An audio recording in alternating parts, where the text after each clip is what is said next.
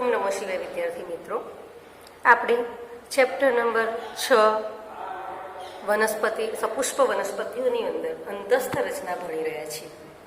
તો સપુષ્પ વનસ્પતિઓની અંતસ્થ રચના શા માટે જરૂરી છે એ આપણે સમજી ગયા કે જેમ બાહ્યાકાર રચનાની દ્રષ્ટિએ વનસ્પતિઓમાં જુદાપણું જોવા મળે છે, એ જ રીતે અંતસ્થ રચનાકીય રીતે પણ વનસ્પતિઓમાં જુદાપણું જોવા મળે છે. અને એ જ માટે આપણે અંતસ્થ રચના જાણવી જરૂરી છે. પ્રાથમિક અને દ્વિતીય વર્ધનશીલ પેશીઓની રચના આપણે સમજી ગયા. પ્રાથમિક વર્ધનશીલ પેશીની અંદર આપણે વર્ધનશીલ પેશી, એક તો આંતરવિષ્ટ વર્ધનશીલ પેશી અને અગ્રીય વર્ધનશીલ પેશી, બંને પ્રાથમિક વર્ધનશીલ પેશીમાં આવે, કારણ કે તે બંને વનસ્પતિના ઉદ્ભવની સાથે જ નિર્માણ પામે છે. અગ્રીય વર્ધનશીલ પેશી જે વનસ્પતિના મૂળ અને પ્રકાંડના અગ્ર પ્રદેશમાં આવેલી છે તે વનસ્પતિના ઉદ્ભવની સાથે જ નિર્માણ પામે છે. સાથે સાથે આંતરવિષ્ટ વર્ધનશીલ પેશી પણ વનસ્પતિના ઉદ્ભવની સાથે જ જોવા મળે છે અને તે તૃણાહારી જે પ્રાણીઓ છે તેના દ્વારા ઘાસ અને તેની પેશીઓ જે ખવાઈ જાય છે તે ભાગે પુનઃનિર્માણ પામે છે. તે ભાગોને ફરીથી નિર્માણ પમાડે છે, ફરીથી સરખા કરે છે. માટે તેને આપણે આંતરવિષ્ટ વર્ધનશીલ પેશી કહીએ છીએ. અને આ આંતરવિષ્ટ વર્ધનશીલ પેશી, અગ્રીય વર્ધનશીલ પેશીને પ્રાથમિક પેશી કહીશું. પછી આવશે પાર્શ્વીય વર્ધનશીલ પેશી, જેને આપણે દ્વિતીય વર્ધનશીલ પેશી કહીએ. વર્ધનશીલ પેશી તો ખરી જ, કેમ? કારણ કે સતત વિભાજનશીલ છે. તો જે આ પાર્શ્વીય વર્ધનશીલ પેશી છે તે વનસ્પતિના ઘેરાવામાં વધારો કરે છે. તેની અંદર સમાવેશ થશે પોલીય, આંતરપોલીય એધા, એધા, ત્વક્ષ એધા, એ બધી જ પેશીઓનું નિર્માણ કરે છે. અને તે પછીથી ઉત્પન્ન, એટલે કે અગ્રીય અને આંતરવિષ્ટ વર્ધનશીલ પેશીના વિકાસ પછી નિર્માણ પામે છે. માટે તેને આપણે પાર્શ્વીય વર્ધનશીલ પેશી કહીએ છીએ. તો હવે આપણે વાત કરીશું સ્થાયી પેશીઓ. આ હતી વર્ધનશીલ પેશીઓ. વર્ધનશીલ પેશીઓનું કાર્ય શું હતું? સતત વિભાજન પામ્યા જ કરવાનું. હવે આપણે વાત કરીએ સ્થાયી પેશી. તો સ્થાયી પેશી અને તેના પ્રકારોની જ્યારે વાત કરીએ તો સ્થાયી પેશીની અંદર સરળ પેશી અને જટિલ પેશી એમ બે પ્રકારની પેશી જોવા મળે. સરળ પેશીઓ એટલે એક જ પ્રકારના કોષો ધરાવતી હોય તેને આપણે સરળ પેશી કહીશું. જ્યારે જટિલ પેશીની અંદર વધારે પ્રકારના કોષો સાથે મળી પેશીનું નિર્માણ કરે તો તેને આપણે જટિલ પેશી તરીકે ઓળખીશું. જટિલ પેશીની અંદર જલવાહક અને અન્વાહક જેવી પેશીઓનું સમાવેશ થાય છે. જ્યારે સરળ પેશીની અંદર મૃદુતક, સ્થૂલકોણોતક અને દ્રઢોતક જેવી પેશીઓનો સમાવેશ થાય છે. તો હવે આપણે ભણીએ સ્થાયી પેશીઓ. તો પ્રાથમિક અને દ્વિતીયક વર્ધનશીલ પેશીના કોષોમાં વિભાજન થવાથી ઉત્પન્ન થતા નવા કોષો રચના અને કાર્યના વિશિષ્ટીકરણ પામી વિભાજન ક્ષમતા ગુમાવે છે. આવા કોષો ભેગા મળી જે પેશી બનાવે તેને સ્થાયી પેશી કહે છે. આ થઈ સ્થાયી પેશીની વ્યાખ્યા. હું તમને સમજાવું કે આપણે આગળ કઈ ભણ્યા? વર્ધનશીલ પેશી. તો પ્રાથમિક અને દ્વિતીય વર્ધનશીલ બે પેશીઓ ભણ્યા. પ્રાથમિકમાં અગ્રીય અને આંતરવિષ્ટ અને દ્વિતીયમાં પાર્શ્વીય વર્ધનશીલ પેશી. આ બંને પેશીઓના કોષોમાં વિભાજન થવાથી ઉત્પન્ન થતા નવા કોષો, એટલે બંને પેશીઓનું કાર્ય શું છે? સતત કોષોનું વિભાજન કરવાનું. અને આ વિભાજન થવાથી ઉત્પન્ન થયેલા જે કોષો છે તે કોષો કાર્યની દ્રષ્ટિએ વિશિષ્ટીકરણ પામે. એટલે કે દરેક કોષ જુદા જુદા કાર્યો કરવા માટે વિભાજન પામે તો વિશિષ્ટીકરણ પામી, અને વિશિષ્ટીકરણ પામી વિભાજન પામવાની ક્ષમતા ગુમાવે. પછી તેઓ વિભાજિત થતા નથી. વિભાજિત થાય પણ ક્યાં? માત્ર ઘસારો પામેલા કોષોનું જ નિર્માણ કરે, વારંવાર વિભાજન પામતા નથી તો વિભાજન ક્ષમતા ગુમાવે. તો આવા કોષો ભેગા મળી જે પેશી બનાવે તેને સ્થાયી પેશી કહે છે. મેં તમને એક વિડીયો જ્યારે વર્ગીકરણ સમજાવતી હતી ત્યારે મેં તમને સમજાવ્યું હતું કે કોષો શું કરે છે. બધા જ કોષો સૌથી પહેલા તો જોડાય પણ પોતપોતાનું કાર્ય જાતે કરતા હતા. પછી કાર્ય માટે તેઓ વિભાજન પામ્યા કે દરેક કોષે વેચી લીધું કે આ પાચન તંત્રનું કાર્ય, આ રુધિરાભિસરણનું તંત્ર, કોઈ ચેતાતંત્ર બનાવશે. એમ દરેકે પોતપોતાનું કાર્ય વેચી અને બધા સુધી એ ક્રિયા પહોંચાડવાનું નક્કી કર્યું. તો આમ આ જે વિશિષ્ટીકરણ પામે, દરેક ચોક્કસ કાર્ય માટે વિભેદન પામે અને વિભાજનની ક્ષમતા ગુમાવે તો તેને આપણે સ્થાયી પેશી કહીએ છીએ. સ્થાયી પેશીના બે પ્રકાર, સરળ અને જટિલ. સરળની અંદર આવશે મૃદુતક. તો સરળ પેશીઓ કોને કહેવાય? હવે આપણે વ્યાખ્યા સમજીએ સરળ પેશીની.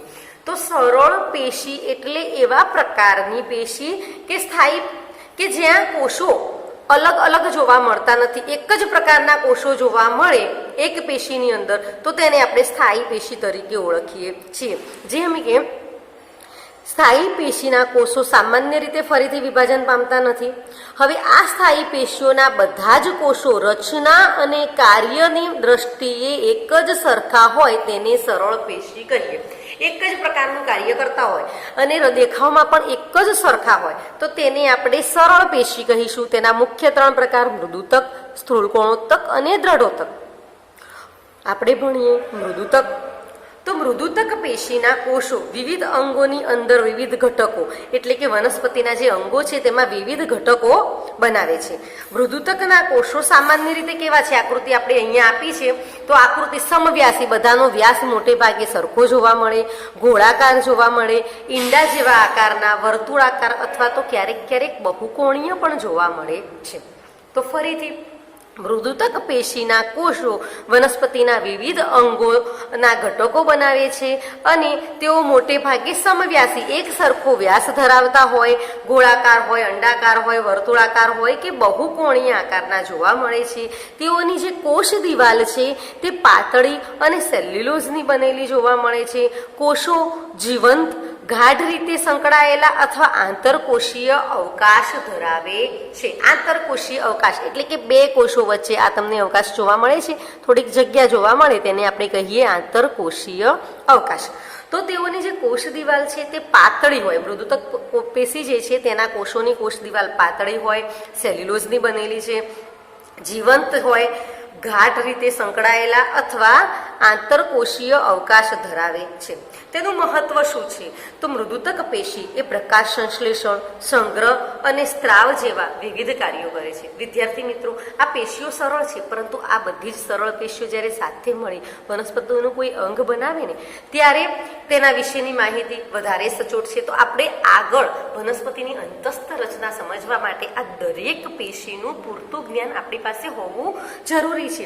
જેમ કે અહીંયા મૃદુતક પેશીની વાત કરી તો તેનું મહત્વ શું છે અથવા તેનું કાર્ય શું છે? તો તે મૃદુતક પેશી પ્રકાશ સંશ્લેષણના કાર્ય સાથે સંકળાયેલી છે, સંગ્રહનું કાર્ય કરે છે એટલે કે વનસ્પતિ જે ખોરાક તૈયાર કરે છે, જે પોષક દ્રવ્યો છે તે પોષક દ્રવ્યોનો સંગ્રહ કરે છે, તેના કોષો જે છે તે વિશિષ્ટ સ્ત્રાવ કરે છે. આ બધા કાર્યો સાથે સંકળાયેલી જોવા મળે છે. તો ફરીથી હું તમને સરળ પેશીની વ્યાખ્યા સમજાવી દઉં. પહેલા સ્થાયી પેશીની. તો સ્થાયી પેશી શોર્ટમાં આપણી સાદી ભાષાની અંદર જ્યારે વર્ધનશીલ પેશી વિકાસ પામી જાય અને પછી એ કોષો જે છે જેને તૈયાર વર્ધનશીલ પેશીના કારણે વિભાજન પામી જે કોષો તૈયાર થયા છે તે કાર્યની દ્રષ્ટિએ વિશિષ્ટીકરણ પામે અને વિભાજનની ક્ષમતા ગુમાવે તો તેને આપણે સ્થાયી પેશી કહીએ. સરળ પેશીની વ્યાખ્યા સમજીએ તો સરળ પેશી કે જે પેશીના કોષો રચના અને કાર્યની દ્રષ્ટિએ એક જ સરખા હોય, કાર્ય પણ બધા કોષો સાથે મળીને એક જ કાર્ય કરતા હોય, દેખાવમાં પણ બધા એક જ સરખા હોય, તો તેવા પ્રકારની પેશીઓને આપણે સરળ પેશી કહીશું. 3 વિભાગમાં વિભાજિત કરીએ છીએ: મૃદુતક, સ્થૂળકોણોત્તક અને દ્રઢોતક. મૃદુતકની વાત કરીએ તો મૃદુતકના જે કોષો છે તે સમવ્યાપી, ગોળાકાર, અંડાકાર, વર્તુળાકાર, બહુકોણીય, કોષ દિવાલ પાતળી અને સેલ્યુલોઝની બનેલી, જીવંત છે, કોષો જીવંત છે અને આંતરકોષીય અવકાશ ધરાવે છે. તેનું કાર્ય અથવા તેનું મહત્વની આપણે વાત કરીએ તો મૃદુતક પેશી એ પ્રકાશ સંશ્લેષણ, સંગ્રહ અને સ્ત્રાવના કાર્ય સાથે સંકળાયેલી જોવા મળે છે. હવે આપણે સ્થાયી પેશીની અંદર સ્થાયી અને સરળ પેશીની અંદર બીજી પેશીની વાત કરીએ જેને સ્થૂળકોણોત્તક પેશી કહીએ છીએ.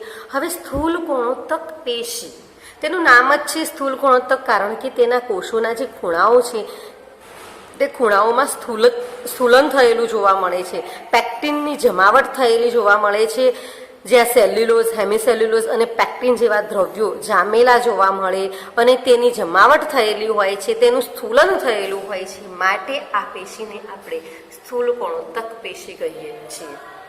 સ્થૂળકોણોત્તક પેશી એ દ્વિદળી વનસ્પતિઓમાં અધિસ્તરની નીચેના સ્તરોમાં આવેલી છે અને એકદળી વનસ્પતિ અને વનસ્પતિના ભૂમિગત ભાગોમાં તેનો અભાવ જોવા મળે છે. યાદ રાખજો વિદ્યાર્થી મિત્રો, જ્યારે શોર્ટ ક્વેશ્ચન MCQ પૂછાય છે ત્યારે આ પ્રશ્ન ખાસ યાદ રાખવાનો કે સ્થૂલ કોણોત્તક પેશીનો અભાવ ક્યાં જોવા મળે છે, તો એકદળી વનસ્પતિ અને વનસ્પતિના ભૂમિગત ભાગોમાં તેનો અભાવ. જો ભૂમિગત એટલે મૂળની અંદર જોવા મળતી નથી અને એકદળી વનસ્પતિમાં પણ જોવા મળતી નથી. દ્વિદળી વનસ્પતિઓમાં અધિસ્તરના નીચેના સ્તરોમાં આવેલી જોવા મળે છે, અધિસ્તર પછી જોવા મળે છે.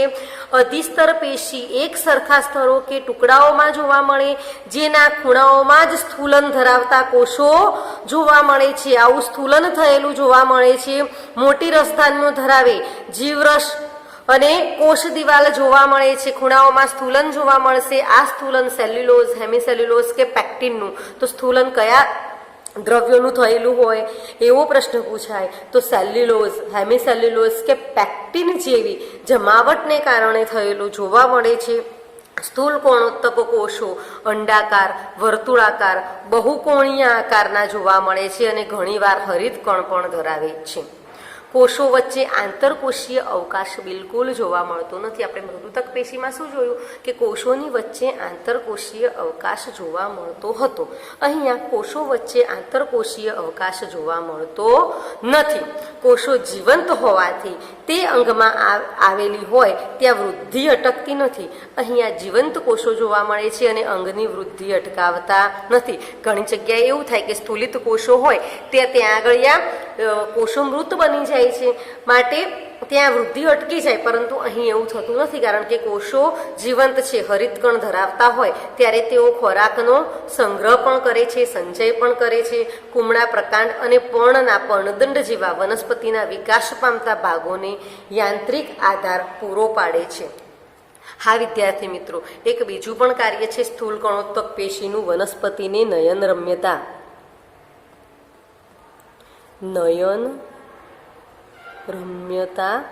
બક્ષે છે. લચીલાપણું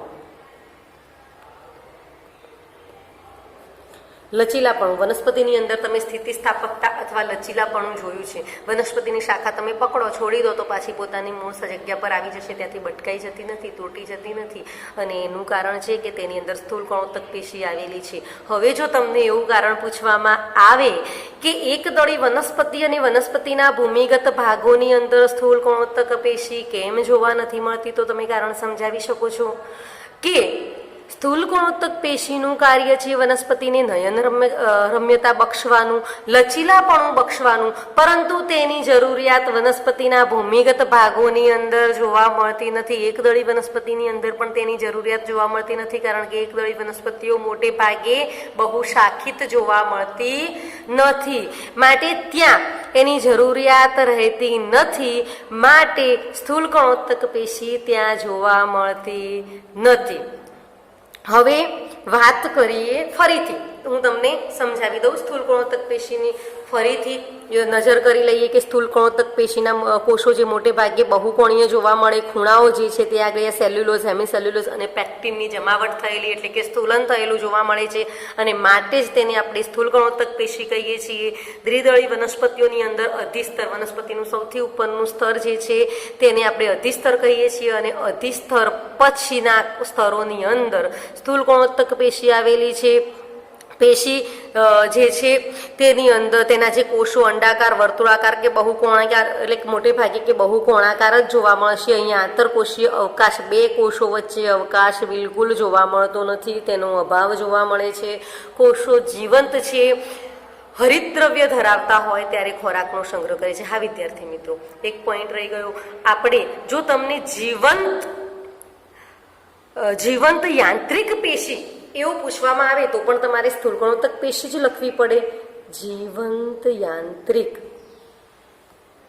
પેશી આ વનસ્પતિનું કાર્ય, યાંત્રિક આધાર આપવાનું કાર્ય તો કરે જ છે, કારણ કે લચીલાપણું, નયન રમ્યતા અને સ્થૂલન થયેલું હોવાથી વનસ્પતિને યાંત્રિક આધાર પણ પ્રાપ્ત થાય છે. તો આ જીવંત યાંત્રિક પેશી છે અને તે વનસ્પતિને નયન રમ્યતા અને લચીલાપણું પણ બક્ષે છે. તો આજે બસ આટલું જ દ્રઢોત્તક પેશી વિશે. આવતીકાલે સમજાવીશું. ઓમ નમઃ શિવાય.